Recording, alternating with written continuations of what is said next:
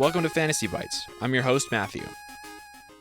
Today's episode is Targets to Target. In this episode, we will be highlighting players who had a noticeable amount of targets in Week 3 who are also widely available on the waiver wire. All stats are from ESPN using their PPR scoring format, and all roster stats come from ESPN. First up, we have wide receiver Greg Ward. The Philadelphia Eagles are super thin at wide receiver, which has left a spot for Greg Ward to shine. In Week 3, he had 11 targets, turning that into 8 receptions for 72 yards and a touchdown.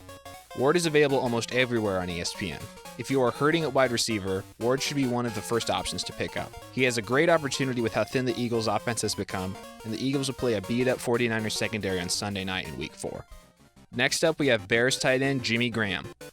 The Bears finally made the switch from Trubisky to Nick Foles on Sunday. This change brought an uptick in fantasy production for tight end Jimmy Graham, who had his best game of the season so far against the Falcons, totaling 24 fantasy points through 2 touchdowns and 6 receptions.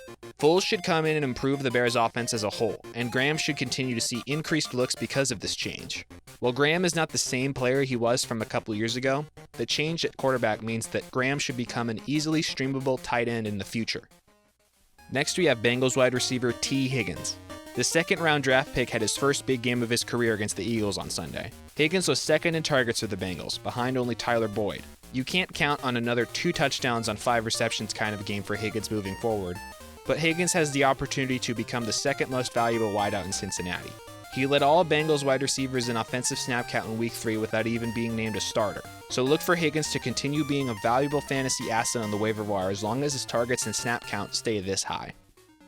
Next, we have Bills wide receiver Cole Beasley. In an offense led by Josh Allen and Stephon Diggs, it's easy to miss the season that Cole Beasley has been putting together so far. Through 3 games, Beasley has either had 6 or 7 targets in each game, has basically averaged 10 fantasy points per game, and has averaged over 14 yards per reception. While Beasley will never blow you away with a huge 25-point game all that often, he's arguably one of the most consistent and easy-to-predict wide receivers in fantasy at this point in the season. Beasley is 3rd on the Bills in snap count for wide receivers on the season. And with John Brown possibly missing time, Beasley should be at the very least a speculative ad for fantasy players who are thin at wide receiver, or an ad for those who just need a dependable and consistent option for their flex position. Last up, we have Tampa Bay wide receiver Scotty Miller. The Week 1 fantasy darling was wildly dropped following a bust in Week 2. Miller's performance in Week 3 was eerily similar to the one that he had in Week 1 that had fantasy analysts clamoring for Tom Brady's new slot wide receiver.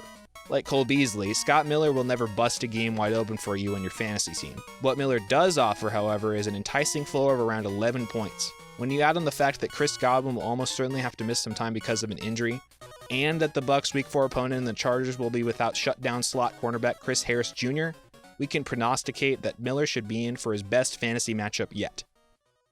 That'll be it for today's video. Thanks again for watching. Make sure to like, subscribe, and even share the content if you enjoyed it.